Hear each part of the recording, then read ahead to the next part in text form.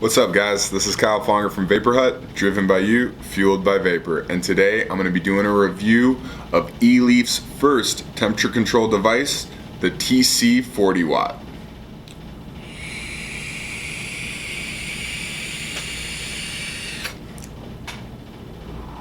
At first glance, you'd probably think this is a 20 watt iStick.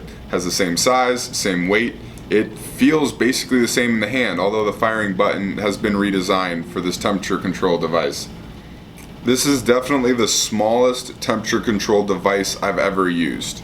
It's a 2600 mAh battery, so it's going to last you a good day, and temperature control seems to last a little bit longer because you're not constantly putting out X number of watts. It's going to constantly be fluctuating to keep you at that temperature.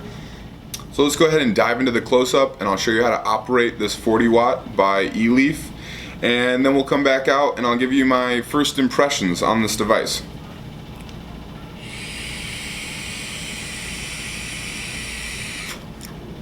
So here is Eleaf's first temperature control device, the iStick TC 40 watt. And as you can see, it looks just like the 20 watt. Although this firing button is a little bit different, it kind of pops. And you might notice we have a center button here in between the power up, power down, which we'll get to in a second. I am using Eleaf's iJust 2, which is a temperature control tank, comes with Ni200 coils. And although this video isn't about this tank, one thing I find kind of odd is to adjust the airflow, you turn this rubber ring it comes with. Kinda interesting. I've never seen anyone do that before, and what's kinda cool is if your device is standing up and it drops, the tank can't hit the ground. So, makes this kind of all around a pretty indestructible little temperature control setup. So on the top of the device we have a couple Torx screws holding down this top plate. We do have a little cutout here for those of you still using a bottom fed airflow tank where it gets its airflow from the 510 connection rather than kind of an external airflow that would be up here. It is a spring-loaded brass firing pin, and you might be wondering, what is this little thing? This is for a lanyard. Now it doesn't come with a lanyard, but hey, it is light enough. You could easily wear this around your neck. And hopefully you'd never lose your vape. On the bottom, again, we have some Torx screws. We have our USB charging port. On the bottom says the iStick temperature control 40 watt. On the other side it says Eleaf, and this is a sample or a prototype edition. So yours will not say sample. So now let's dive into the menu. As most devices are, it's going to be 5 clicks to turn it on. So as you can see, I'm in temperature mode. And one thing I find really cool about this device, especially for that new user, is how easy it is to switch back and forth between temperature and wattage. So all you do is hold this center button here, and boom, we're in watts. Hold that button again, and boom, you're in temperature. And if you go over 600 degrees, it'll go right into Celsius.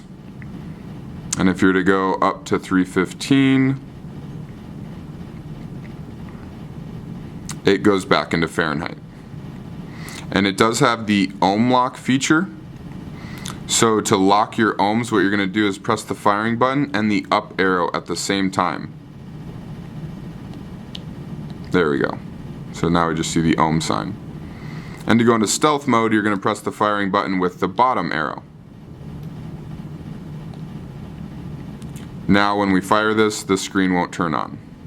Well, it won't if we have a tank on it. And one little trick with this and all other iSticks actually is if we turn the device off and we hold the up and down arrow, we flip our screen. Hold it again, and it's back right side up.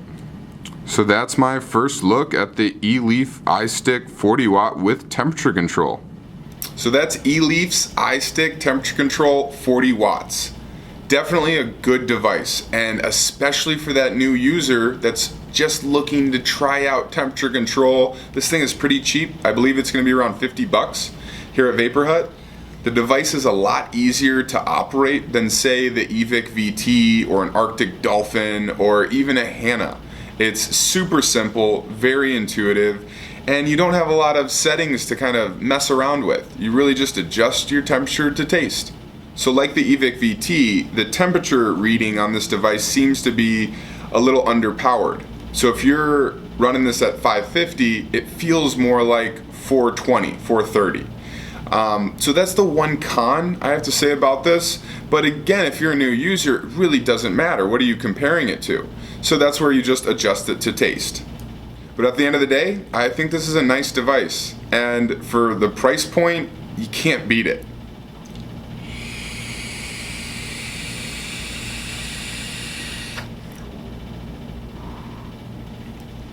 This has been Kyle from Vapor Hut, driven by you, fueled by vapor. Have a great day, guys.